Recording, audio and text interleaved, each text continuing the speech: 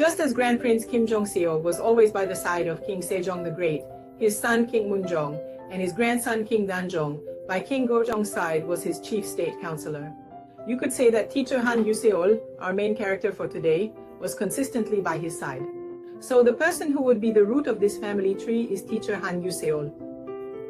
He was a thorn in Japan's side, and because they disliked him so much, he couldn't carry out his duties properly. So it was his son who stepped forward and took the initiative to establish the school. Hello, I'm Kay, and I've already made you a promise, haven't I? We will be exploring the very home where teacher Han Yuseol once resided. And here is a picture of what teacher Han Yuseol looked like. And this is a photo of the house where teacher Han Yuseol lived. This house was originally located in Iljiro, Junggu, Seoul, specifically around the Jangyo building. It seems to have been situated there in that general vicinity. The original location of the house has now been moved to Kookmin University's campus, where it operates as a museum managed and run by the university itself. Before we delve into our visit to that location, I want to go over a few things and then we will depart. But first, I'd like to begin by offering a small gift. I began to ponder what might genuinely capture the interest of the audience watching this video. Longevity without illness or making a lot of money. Things like that, right? They're practical matters. This is my companion dog. In just 2 months, the year will turn and she'll be 18, which is equivalent to 100 in human years, and yet she's enjoying a long life without illness. Of course, she's quite elderly now, which makes movement difficult. I have to look after her considerably, so I expect to bring my companion dog along for this expedition. Should you happen to hear any barking during our travels, your understanding would be greatly appreciated. I hope all of you watching live to be 100 years old, healthy and free of illness, just like my companion dog. My first job after I graduated from school was at a bank. If you look on Netflix, you'll find a drama titled The Interest of Love. All of the prominent characters in that show happen to be bank employees. It's a drama that portrays the lives of bank employees, and there's a scene where the staff are struggling to roll up calendars at the end of the year. It turned out that customers believed that if they displayed a calendar from a bank in their homes, their household would become wealthy and they would accumulate a lot of money. Because of this belief, there's a scene where the employees put in a lot of effort at the end of the year to get those much sought-after calendars ready for the customers. So, as you can see, I was thinking of starting by hanging up this calendar. Next year, Seoul Women's Commercial High School turns 100. The registration date is stated as April 1st, 1926, but the founding anniversary is on September 29th. This calendar, which I received from the bank, shows that last year, September 29th was a Sunday. This year, September 29th will be, that makes it a Monday. And now let's look at next year, its 100th anniversary. I checked next year's calendar, and it shows that September 29th will fall on a Tuesday. This year, Chuseok was in early October. Next year, right after Chuseok, September 29th will be the 100th anniversary of Seoul Women's Commercial High School. There are already so many videos, YouTube channels, and other media that talk about the current Seoul Women's Commercial High School. So I decided to go back 100 years and explore the stories from the time when this particular teacher lived. I became interested in that period and started to research it. Before I delve into Teacher Han, let's first explore the concept of a family clan. I've noted it down. You know there are globally renowned family clans, don't you? We have the Rockefeller family, the Rothschild family, the Medici family, the Bush family, the DuPont family, and the renowned J.P. Morgan who established his firm. There's also the Morgan family, the Windsor family, the Kennedy family, and naturally Henry Ford's family, the Ford family. In Korea, we also have such distinguished family clans. A prime example is the renowned Gyeongju Choi clan of great wealth. Transitioning to the present day, it's quite a coincidence that today, of all days. There's also SoftBank chairman Sun Jung-wi, who is the American chairman. You know that famous resort Trump owns, right? Mar-a-Lago. He was scheduled to host a golf meeting with corporate tycoons from Taiwan, Japan, and Korea. 5 of these corporate tycoons invited from Korea were invited. You can probably guess who they are, can't you?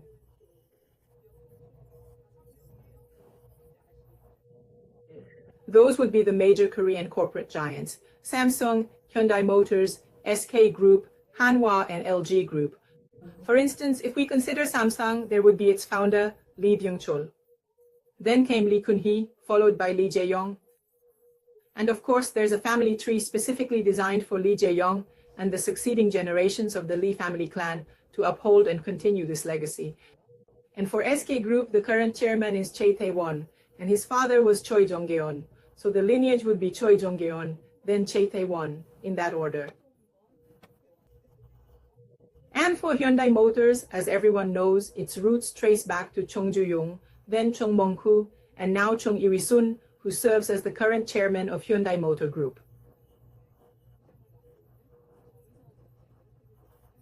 In the case of Hanwha, there was Kim Chung-hee, then there's Kim Sung-yoon, and currently there's Vice Chairman Kim Dong-kwan.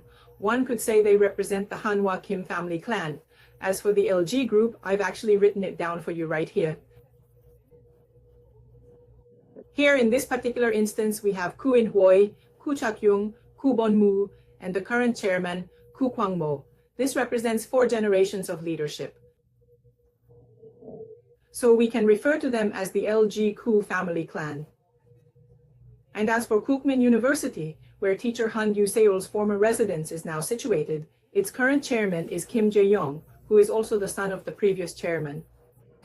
Was Kim Suk-won, the chairman of the Sanyong Group, along with his father, the Honorable Sung-kok Kim Sung-kwon. You might recognize this familiar face right away. Yes, it is none other than King Sejong the Great. Well, you know, there were approximately 27 monarchs who reigned during the Joseon dynasty, correct? But they were all from the Jeonju Yi clan. As the saying goes, it was the Yi dynasty, so you could say the entire Joseon dynasty was ruled by the Yi family clan. Now, speaking of this, there are these 2 individuals right in front here. When we memorize the names of the Joseon dynasty kings, we put them to a song, don't we? It's like Taejong Tae-se, say King Sejong the Great se. It would be pronounced as Moon Dan se ye seong. All right then. Here we have the son of King Sejong the Great, don't we? Following him, there is King Munjong, you see? Next, we have King Danjong, who was the son of King Munjong. And then following him, we have King Sejo, who was actually the son of King Sejong the Great. However, historical records state that he usurped the throne from his nephew. In such instances, it could be insightful to consider the underlying reasons for his actions. In the last video, I shared that there are 2 main constitutional body types, and I myself have been a dedicated practitioner of this constitutional approach for over 11 years now. So at the conclusion of that video, I told you there's a body type that can consume samgyeopsal with beer, followed by coffee for dessert, and still feel completely fine. However, there are also individuals who, after eating samgyeopsal, drinking beer, and then having coffee, would feel utterly debilitated and extremely unwell. I explained that these distinct body types exist, didn't I? So body types are broadly divided into these 2 categories. Some people feel fine after eating certain foods, while others get an upset stomach due to differences in their internal organ functions. Organ function differences can also manifest as personality traits. In our old sayings, we have expressions like having a lot of guts, or conversely, being timid, or even having one's heart in one's boots. In contrast to describing someone as having a strong heart, we express, oh, that person is quite tender-hearted. This is because those differences in organ function actually manifest as personality traits, and those personality differences are what we call differences in body type. When we categorize differences in internal organ functions, the very first organ we consider is the heart. Here, the 5 viscera and 6 entrails are shown on the hand. That's because the essence of Eastern thought lies in yin-yang and the 5 elements. It's the liver, heart, spleen, lungs, and kidneys.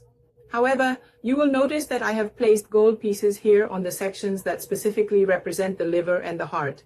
And where the lungs and kidneys are indicated, I have also placed silver for those specific areas.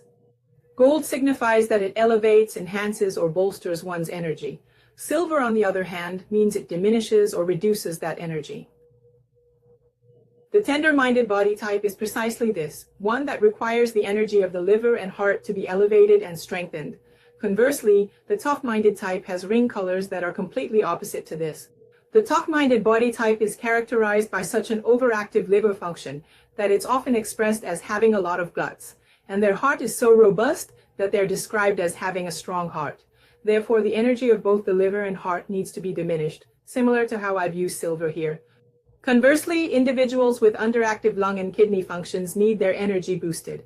When someone is described as having a very strong heart, meaning they're incredibly brave, and an overactive liver function, signifying they have a lot of guts, you'll understand how their physical constitution directly reflects their personality traits. You'll understand what I mean by that. He dethroned his nephew, didn't he? The uncle was actually responsible for doing that. For an uncle to act in such a way, he would need to possess a brave heart and an overactive liver function, often described as having a lot of guts. Otherwise, such an action would be incredibly difficult to execute. Therefore, King Sejong would fall into the tough-minded body type category, as previously discussed, while within the Joseon dynasty, the tender-minded body types. Among the tender-minded body types in the Joseon dynasty, there are three individuals known as the Taeyang type: King Sejong the Great, King Jongjo, and King Gojong. These three are classified as the Taeyang type within the tender-minded constitution. This concept is even illustrated on the Korean flag. If you look closely at the Taegukgi here, you'll notice these four black bar arrangements, won't you? We refer to these as a gwai, and each individual line is known as a hayo. Among those shown here, the one at the very top is related to the Taeyang body type, the one below it is related to the Soyoung body type, this one is related to the Soyoung body type, and the one at the bottom is related to the Taeyum body type. And you know, this kind of constitutional theory also actually existed in the West. In the film Elemental, we encounter water, fire, earth, and air. These specific elements directly correlate to these four distinct body types. So, as you can see here, the Taeyang body type can be referred to as air. The Soyoung body type can be likened to water. And if you look here, the Soyoung body type represents fire, while the Taeyum body type is earth. I've positioned the animals that typically symbolize each of these body types to correspond with their respective locations on the Taegukgi, the Korean flag. Now water's direct opposite is fire. Furthermore, the opposite of earth is air. The Soyoung body type is the opposite of the Soyoung type, and the Taeyum body type is the opposite of the Taeyang type. These two are what we refer to as the tender-minded constitution, and those two are the tough-minded constitution. Looking at the Taegukgi, these two are the tender-minded body types, and these two are the tough-minded ones. People with tender-minded body types share compatible foods and have similar personalities and ways of thinking. And people with tough-minded body types also have similar personalities and ways of thinking, so they get along very well and share the same food compatibilities. Thus, King Sejong the Great belongs to the Taeyang constitution, a tender-minded body type. As for King Sejong, who usurped his nephew's throne, he falls into the tough-minded body type category. Then, did King Sejong inherit his father's body type, or did he inherit his mother's body type? A person's body type is inherited, much like their blood type, and it is passed down from one of their parents. Thus, since King Sejong the Great was a tender-minded, air type specifically, a Taeyang body type in Sasan constitutional medicine, King Sejong must have inherited his mother's body type. This could be considered a distinguished family clan, right? When considering family clans that thrive versus those that struggle, or those that succeed versus those that face difficulties, the initial and most crucial factor is the spouse who will carry on the family line, especially within the Yi family clan, given our current discussion. When the spouse possesses the same body type as our central figure, King Sejong the Great, who was of the tender-minded constitution, and his wife also shared that tender nature, then such family clans were likely to flourish even more, as we can observe. If a king, the one meant to uphold and continue the family clan, possesses a tough-minded body type, then that household will prosper even more if his wife shares the same tough-minded body type. That's my belief. Indeed, during the time of King Sejong the Great, there was Grand Prince Kim Jong-seo, who greatly aided him. He's a figure frequently portrayed in films. Grand Prince Kim Jong-seo was also the son of King Sejong the Great, wasn't he? He continued his loyal service to King Munjong and King Danjong, yet he was ultimately put to death by King Sejong. In such situations, you can observe that conflicts emerge precisely because their body types are fundamentally opposite. Thus, in all instances of conflict, lawsuits, separation, or divorce, it is essentially a confrontation between a tender-minded constitution and a tough-minded constitution. Such clashes and disagreements tend to occur when individuals possess opposing constitutional body types. If we were to title this family tree, whose family tree would be most appropriate to name it after? Since he founded Joseon, should we call it the family tree of Taejo, or should we call it the family tree of King Sejong? You know, in Korean, there's a saying that a person dies but their name lives on. When I create a title for this, I really want to call it the family tree of King Sejong the Great.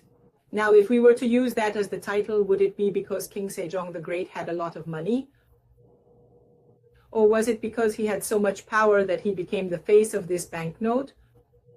Or did he become the face of this bill because he lived a long life? Many kings lived long. For example, King Sejong the Great's grandfather. King Taejo passed away after living into his 70s. And as many of you know, King Yeongjo passed away after living past his 80s. But King Sejong the Great only lived to be in his early 50s. So we can see that it wasn't his age, his vast wealth, or his immense power that made him the principal figure of this currency.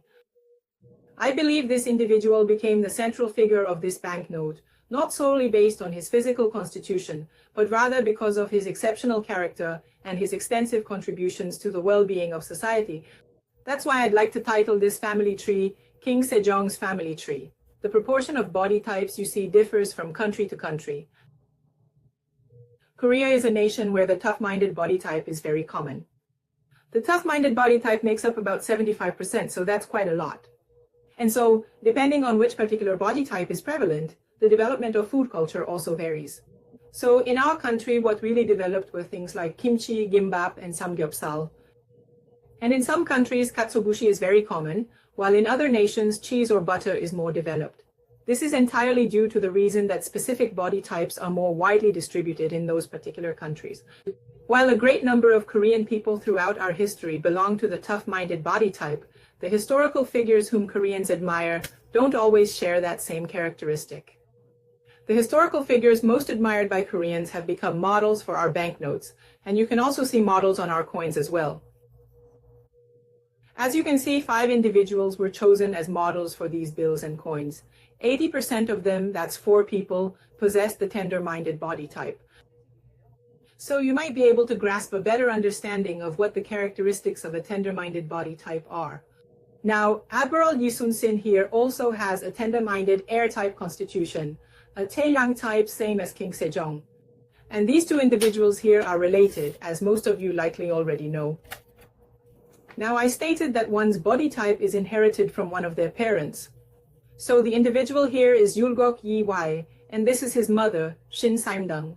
Yulgok Yi-wai inherited his father's specific body type. His father's constitution was an air type within the tender-minded category, which means he was a Taeyang type. Shin Saimdang has a tender-minded Soyum constitution, so she's the water type.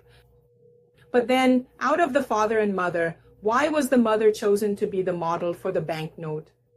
The reason is much like why King Sejong the Great, among so many renowned monarchs, was chosen to be the model for the banknote. This individual possesses a tough-minded body type. A tough-minded person's face doesn't look like this, actually. You can't determine a person's body type from a portrait because the artist's own body type is reflected in the painting. We can discern a person's body type from their philosophies, their written works, their calligraphy, or even the style of their paintings, which is how this determination was made. These 2 studied Neo-Confucianism their whole lives, but they were on parallel tracks. That, as I mentioned earlier, is because of their different body types. I mentioned that their ways of thinking are very different because he has a tough-minded body type and he has a tender-minded body type. And King Sejong the Great apparently really enjoyed eating meat. In Korea, when we speak of meat, we generally refer to pork, which is a food specifically well-suited for the tough-minded body type. However, it's quite harmful for those with a tender-minded body type. So if King Sejong the Great had consumed more foods aligned with a tender-minded body type, he would likely have lived longer, and it would have significantly benefited his health. I showed you my companion dog at the beginning, and of course animals have body types, and so do plants. However, some animal species have evolved to sustain all four body types, whereas in others, certain types have gone extinct, leaving only one distinct body type remaining within the species. For animals like dogs, cats, or mice, which have very large populations like humans, they have evolved in a way that all four body types have survived. Now you know what this animal on the 501 coin is, right? This also has a body type. The crane is a tender-minded body type. When you look at them, animals or plants appear so graceful and refined. In a way, they also seem to possess great integrity. Wouldn't you agree? In such instances, we often find many cases that align with the tender-minded body type. Now this is a 51 coin. What is depicted here is in fact grain. Specifically, it's rice. Rice is suitable for both tender-minded and tough-minded body types. Items that are compatible with both the tender-minded and tough-minded constitutions are rice, wheat, salt, and sugar. Regarding other foods, what's beneficial for the tender-minded is very detrimental to the tough-minded, and conversely, what's therapeutic for the tough-minded greatly harms the tender-minded. So if you're perfectly fine after eating the samgyeopsal I mentioned earlier, drinking beer with it, and having coffee as dessert, then there's a high probability you're a tough-minded body type. Oh, if you had pork belly with beer and then coffee for dessert, and your stomach completely upset, meaning you felt unwell, there's a high probability you have a tender-minded body type. So this is a map. This represents the Korean peninsula, here's Japan, Russia is above it, and this area would be China. Now here's how these constitutional conflicts manifest. The Russian dynasty, for example, was a tender dynasty. The one who overthrew that tender dynasty was Lenin. Lenin has a tough-minded body type. He is a So-Yang type. Next, the Qing dynasty, the imperial family of Qing, was a tender-minded dynasty as well. However, the person who brought down that tender-minded Qing dynasty was Sun Yat-sen, or Sun Min as he's also known. Yes, that Sun Yat-sen also had a tough-minded So-Yang body type. And then, Korea, on the Korean peninsula, and Japan are intertwined in numerous complex relationships. Specifically, we're talking about the last emperor of Korea, who was also the emperor of Japan. During Emperor Gojong's era, the representative figure who invaded Korea and led to its Japanese colonial rule was Ito Hirobumi, wasn't it? Ito Hirobumi possessed a tough-minded body type, while Emperor Gojong, on the other hand, had a tender-minded body type. Conflicts like this arise when body types are opposite. Korea faced many invasions from China and other foreign powers. As I mentioned with the coin, Admiral Yi Sun-sin had a tender-minded body type, the air type, which is the Taiyang type. Toyotomi Hideyoshi, the one he fought against back then, similar to Ito Hirobumi, was also of the tough-minded Taiyum body type. Emperor Gojong was very progressive, implementing many reforms and readily accepting foreign cultures. This led to a significant increase in the establishment of schools from that period onwards. This was during the time of the Korean Empire. I'll talk about some of the schools that were established early on, as I have them listed here. Thus, in 1885, numerous schools were founded, including Kyongshin High School and Paichai High School. Following that, Ehwa Girls High School was established in 1886, and Chongshin Girls High School in 1887. Many educational institutions were indeed set up during that specific period. Just as Grand Prince Kim Jong-seo was always by the side of King Sejong the Great, his son King Munjong, and his grandson King Danjong, during King Gojong's time, there was the chief state counselor. You can see it as teacher Han Gyu-seol, today's protagonist, was always present by his side. Now here we have a list of schools in the order they were founded. In the case of Seoul Women's Commercial High School, let's check its position on the list. Seoul Women's Commercial High School was established. It holds the 91st position in the order of school establishments. It's listed as being registered 91st on April 1st, 1926. Following that, at number 92, in that same year of 1926, we have Gyeongbuk Girls High School. And also there's Jingyo High School, Sejong High School, Jinju Girls High School, and Incheon Maritime Chemical High School.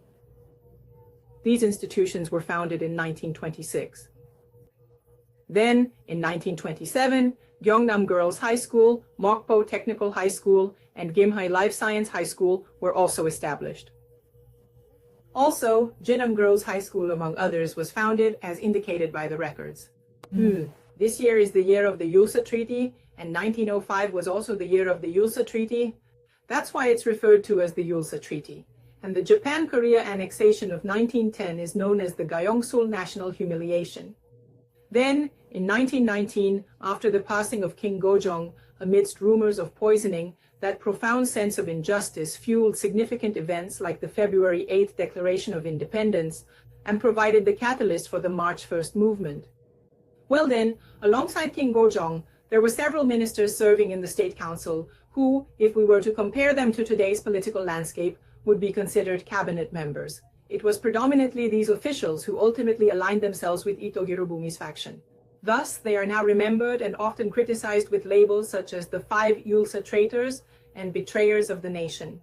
Chief State Councilor Han Gyu-seol declared, "I refuse to sign the Yulsa Treaty." He said he couldn't accept it, so that surely wasn't an easy task for him to undertake. Let's return to the family tree once more. In this context, the individual forming the root of this lineage would be Chief State Councilor Han Gyu-seol. Teacher Han Gyu-seol. Wait, that's Gangseok. Let's look at Han Gyu-seol's son, and his son as well.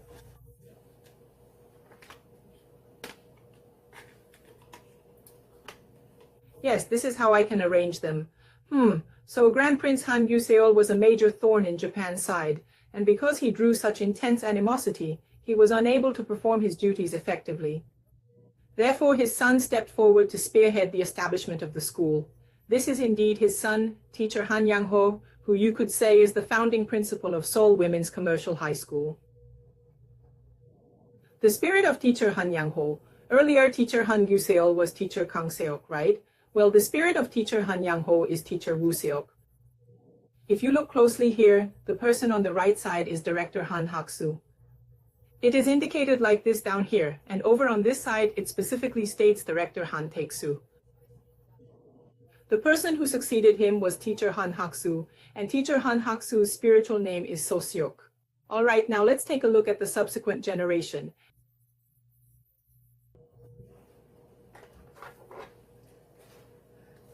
And the next one in the family tree would be teacher Han Sang-guk.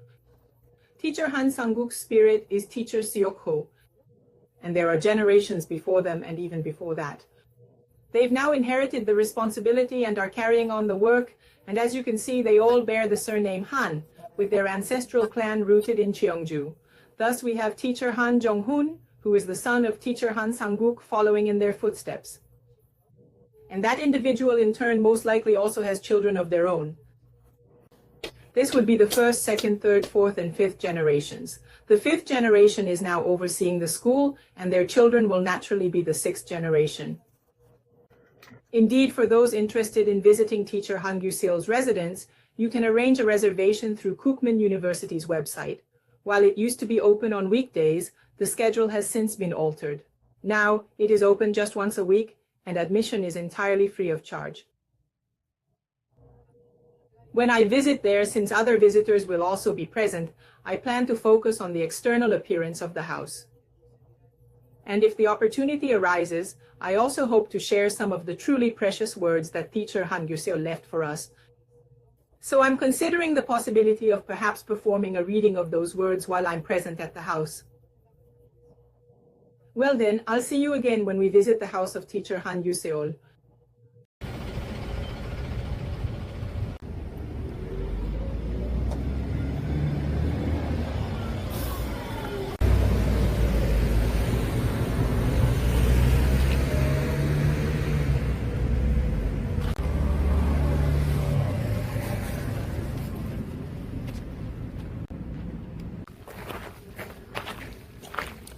What does it say here?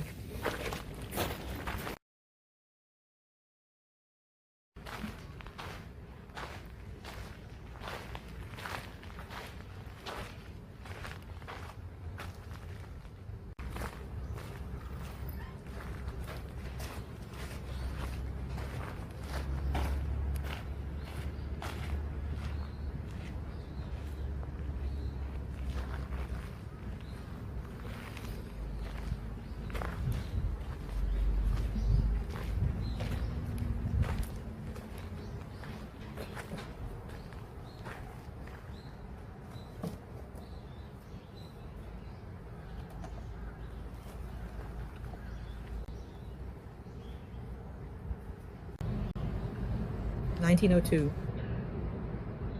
Year, a petition was sent to Gojong.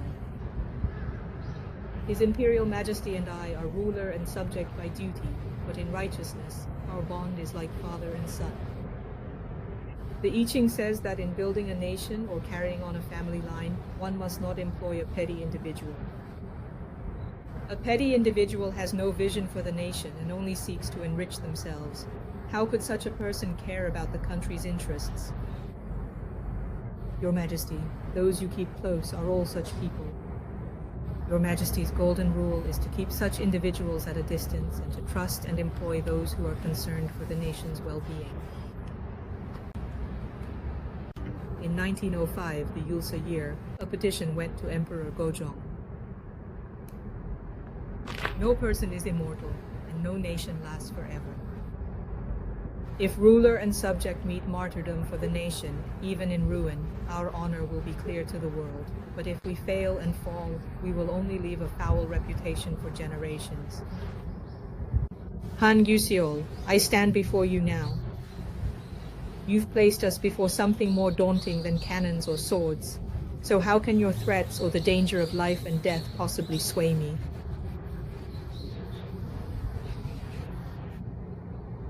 Even if a royal decree is issued, I cannot accept it. If you act too childishly, I'll kill you. Horoshi Deshimao. Horoshi Deshimao.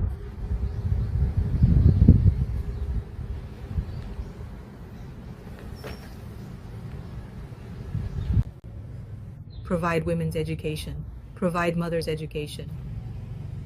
The current reality is that the mothers of the Korean Empire are not receiving education, and women are being confined to the attic, prevented from going outside. My son, you must bring forth the noble women and educate them. Above all, they must be intelligent. When they marry and become mothers, they must raise their children well for the family to be harmonious. Furthermore, they can revive and strengthen the household economy. A thriving household economy leads to a prosperous nation, doesn't it?